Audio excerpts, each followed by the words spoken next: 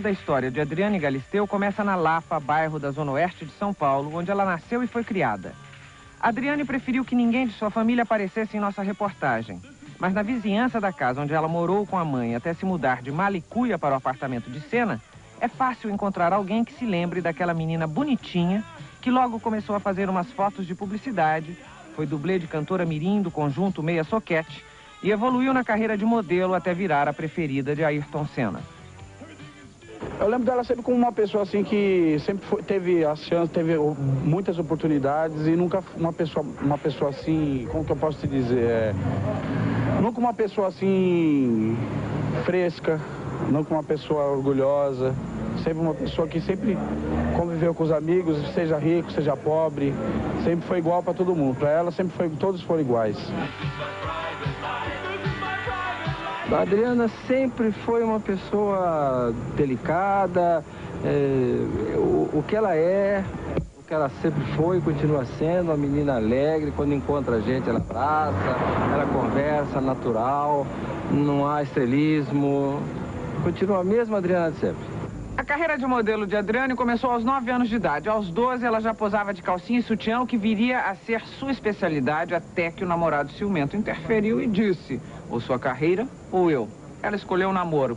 A agência Elite é que cuidava dos contatos profissionais de Adriane e a estava orientando para disputar melhor seu lugar no mercado. Profissionalmente falando, ela era muito responsável, muito simples, o que na verdade isso era bom, muito simples, ia em todos os testes, estava sempre pontualmente nos lugares, não tinha muito problema. E tinha, assim, uma altura interessante, um corpo super bom, tá? E um rosto bonito, uma fotogenia, é uma boa modelo. Quando pintou o Senna na sua vida, qual era a sua meta antes dele? Antes dele era o seguinte: ir embora para Hong Kong. Fazer o que lá? Trabalhar de modelo. Tem um amigo que chama Sérgio Fineto, também da Elite, que trabalha lá já há 3 anos e me convidou, ele mandou um fax da agência pedindo para eu ir, mandar as fotos do trabalho. Eu estava realmente indo para lá. Eu ia trabalhar mais do que 1 mês no Brasil e ia embora para lá. E quando eu conheci ele, até falei, acho que eu vou para Hong Kong. Ele, não vai não. Aí resolvi ficar, esqueci Hong Kong, esqueci modelo, esqueci tudo. Com a entrada em cena de Ayrton Senna, Adriane esqueceu também dos fins de semana passados no Guarujá, onde ela era uma autêntica garota de praia com um inevitável namorado surfista.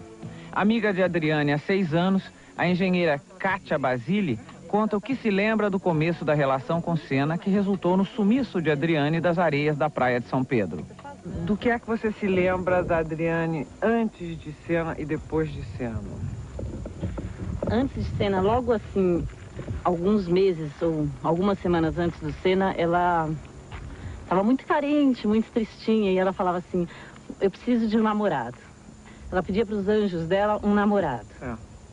Aí logo depois que ela conheceu o Senna, assim, umas 2, 3 semanas depois, já estavam namorando, ela chegava e falava assim: eu pedi um namorado, pedi, obrigada, senhor, mas não precisava tanto. Não precisava ser tão carinhoso, tão simpático, tão bonito, tão gracinha, não precisava tanto. Ela fazia confidências? Várias. Longe de casa, longe da praia, longe da carreira, Adriane tinha todo o tempo do mundo para cuidar de seu romance com Senna. O casal não tinha parado em lugar nenhum. Passava parte do tempo em Angra dos Reis, outra parte na fazenda em Tatuí, o mínimo possível em São Paulo e grande parte fora do país. Presença constante nos bastidores da Fórmula 1, Adriane se tornou figura conhecida por quem acompanhava o campeonato. Tenho coberto Fórmula 1 desde 88 e eu notei uma diferença no comportamento do Senna muito grande desde que ele começou a namorar com a Adriane. O Senna parece que se humanizou muito. Desde que ele passou a namorar com ela, ele passou a tratar as pessoas de uma forma um pouco diferente, chamar os jornalistas pelo nome, por exemplo. Ele passou a ser uma pessoa mais tranquila, mais serena, eu acho, menos tensa. Apesar de todas as dificuldades que ele vinha tendo na McLaren, na época, em 93, da tensão das negociações dele com a Williams, ele mudou, o comportamento dele mudou muito. A gente comentava muito, nós, os jornalistas brasileiros, que o Ayrton, nesse período, desde o período pós-Adriane, ele mudou completamente a personalidade dele. Eu acho que ele estava na melhor fase, pessoalmente, da vida dele quando ele morreu. A história de amor de Adriane e Senna é o principal recheio das 210 páginas do Caminho das Borboletas, que conta também detalhes do convívio de Senna com os outros pilotos, comenta fofocas de bastidores, fala de suas manias, do seu temperamento, de sua timidez, de sua eterna sede de vitória. Mas o relacionamento dos dois é mesmo o assunto que ocupa o maior espaço.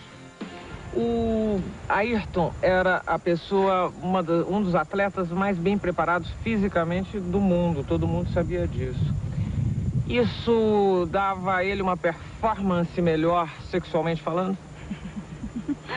Olha, eu só posso dizer que eu fui muito feliz e ele era ótimo em tudo. Perfeito. Esse ponto era ótimo. Perfeito. Eu vou fazer uma pergunta delicada. Por que você acha que no meio da Fórmula 1 saiu uma história, por que levantaram a hipótese dele ser um homossexual? Você acha que isso era fofoca de Fórmula 1? Isso é péssimo, isso é sem comentários, não tem nem o que comentar, isso é primeiro de quinta categoria, né? Segundo, é realmente alguém que não tem o que pensar e fica pensando besteira e falando besteira. Eu acho que isso não tem nem o que dizer, Marília, nem o que dizer. Péssimo, de quinta categoria. Um assunto que a Adriana evita, tanto no livro quanto nas entrevistas que tem dado sem parar desde que anunciou o lançamento do livro, é o último capítulo de seu relacionamento com a família Senna da Silva. Procurada pela nossa reportagem, a família também se recusou a fazer qualquer comentário sobre Adriane. Sem a colaboração de nenhuma das partes, vai ficar difícil entender o motivo que levou o Senna da Silva a ignorarem o sofrimento de Adriane e a hostilizarem publicamente durante o velório e enterro de Ayrton.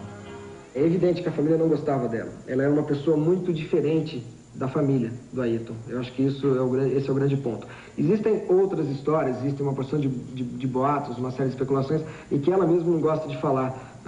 Um dossiê que a família teria preparado sobre ela, telefones grampeados, esse tipo de coisa, coisas que os jornais já publicaram, quer dizer, não é novidade nenhuma que eu estou falando, mas de qualquer forma ela não gosta de falar sobre esse assunto, mas também não desmente.